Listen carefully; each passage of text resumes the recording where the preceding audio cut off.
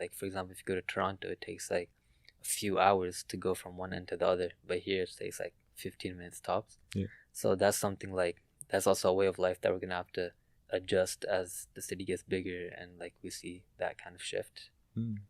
And you know what? I would actually be interested in seeing more young people getting into like city planning and town planning, because I think that that's one of those fields that we just don't realize it's a potential avenue that people can explore. I don't know if it's maybe it's out of because we don't talk about it or it's not really spoken about too much. But do you know people in that space or people that are trying to move into urban No, planning? I don't think it's spoken about very much at Yeah. all. Like I've never heard anybody say my dream is to be a city planner, Mm. right?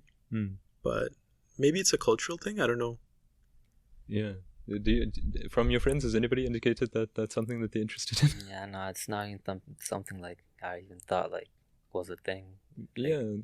No, because I mean, like, obviously, when you've got big cities, like, you have to have people in place who are making decisions around how urban space is planned, what are the kinds of priorities that the city is kind of focusing attention on, how is that planning process actually being facilitated, you know, are you in community with people, are you, like, actually talking to people who'll be affected by those decisions, and I mean, it also goes hand in hand, I think, with, like, getting more young people in the public policy spaces, right? So thinking about the kinds of policies that are shaping people's lives, whether it's in agricultural policy or in the sense of like,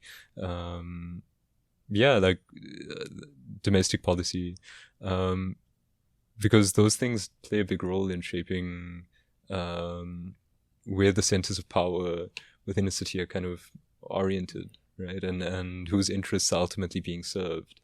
And if we aren't dedicating sufficient attention to that, what ends up happening is those policy spaces end up being taken on by people who may not necessarily have not just like the best interests of like the Muslim community at heart, but I think like the best interests of the vulnerable and those who are most marginalized within Regina.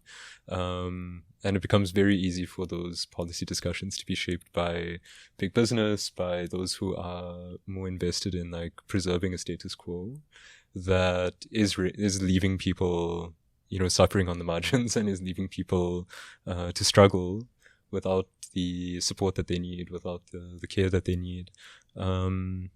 Yeah, I don't know. It's like one of these things that, you know, we're trying to give a bit of thought to in terms of how do we find those kind of career paths that we haven't really spoken too much about, that but that would have both strategic value and also like ethical value in terms of having people be of service to the broader city of Regina.